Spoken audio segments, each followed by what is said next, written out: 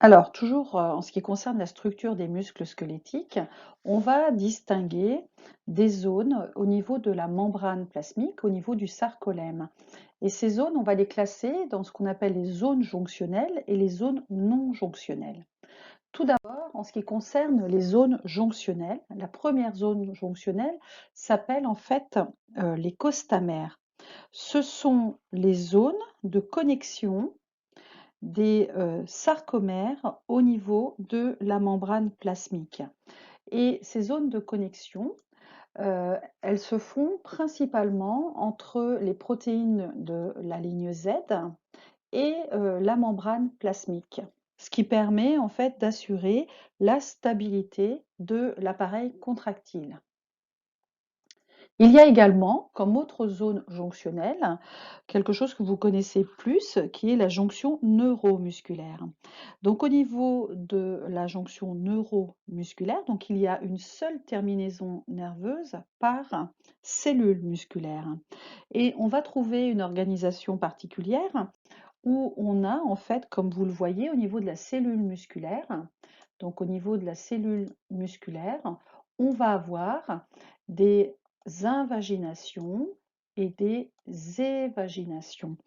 Et ce qui va permettre en fait ces replis importants, eh bien c'est là aussi en fait de nombreuses protéines du cytosquelette qui assurent cette architecture particulière où on va avoir en fait au niveau des crêtes, on va avoir les récepteurs à l'acétylcholine et puis au niveau des creux, on va avoir des canaux calciques voltage dépendants, pardon, des canaux sodiques voltage dépendants qui vont être le point de départ en fait de la variation du potentiel de membrane.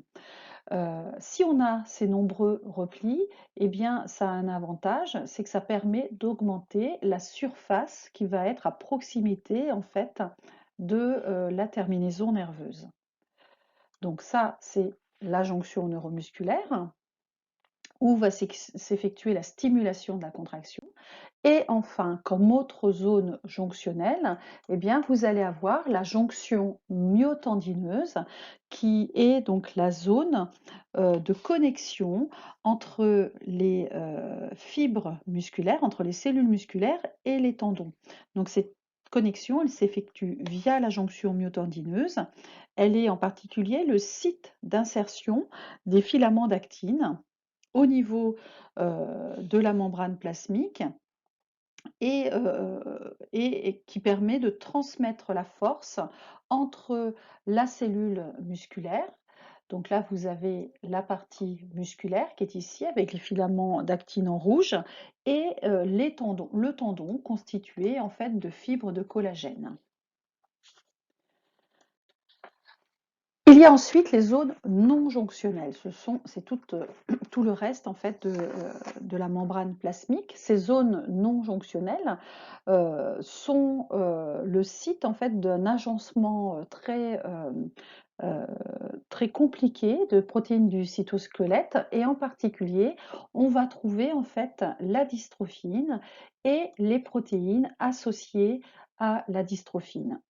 Donc, encore une fois, hein, ne retenez pas ce genre de schéma, mais c'est pour vous montrer, en fait, donc vous avez ici la membrane plasmique de la cellule musculaire, vous avez le cytosquelette interne, vous avez le glycocalyx, le cell coat, et vous voyez en fait eh bien, que vous avez de nombreuses protéines qui assurent la cohésion entre l'intérieur de la cellule et l'extérieur.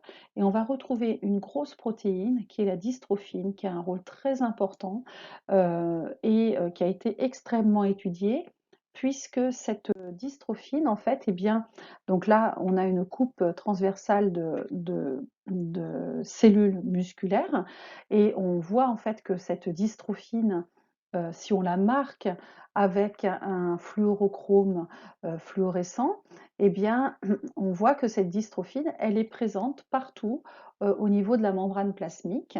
Et si on connaît aussi bien cette protéine, eh bien, c'est qu'elle est déficiente, elle est absente chez les patients souffrant de la myopathie de Duchenne, qui est une dystrophie qui affecte le gène codant pour la dystrophine.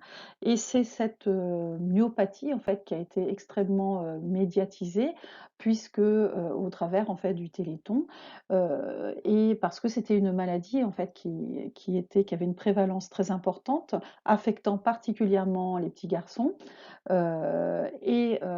qui se caractérise par donc l'absence de l'expression de cette dystrophine suite donc à une mutation au niveau du gène codant pour la dystrophine et qui conduit en fait eh bien, à la perte de la marche chez les patients atteints de cette pathologie et malheureusement au décès en fait de la personne au moment de l'adolescence. Et quand on fait un western blot, en fait, qu'on recherche la protéine, on voit que chez les patients DMD, eh bien, donc atteints de dystrophie musculaire de Duchenne, cette protéine est totalement absente, contrairement en fait au muscle normal. Et on voit en fait que chez les patients atteints d'une forme moins grave, la dystrophie musculaire de Becker, eh bien, cette protéine est présente, soit en plus faible quantité, comme ici, soit avec une taille moins importante, en fait. Donc, ce qui conduit également à l'expression d'un certain nombre de symptômes.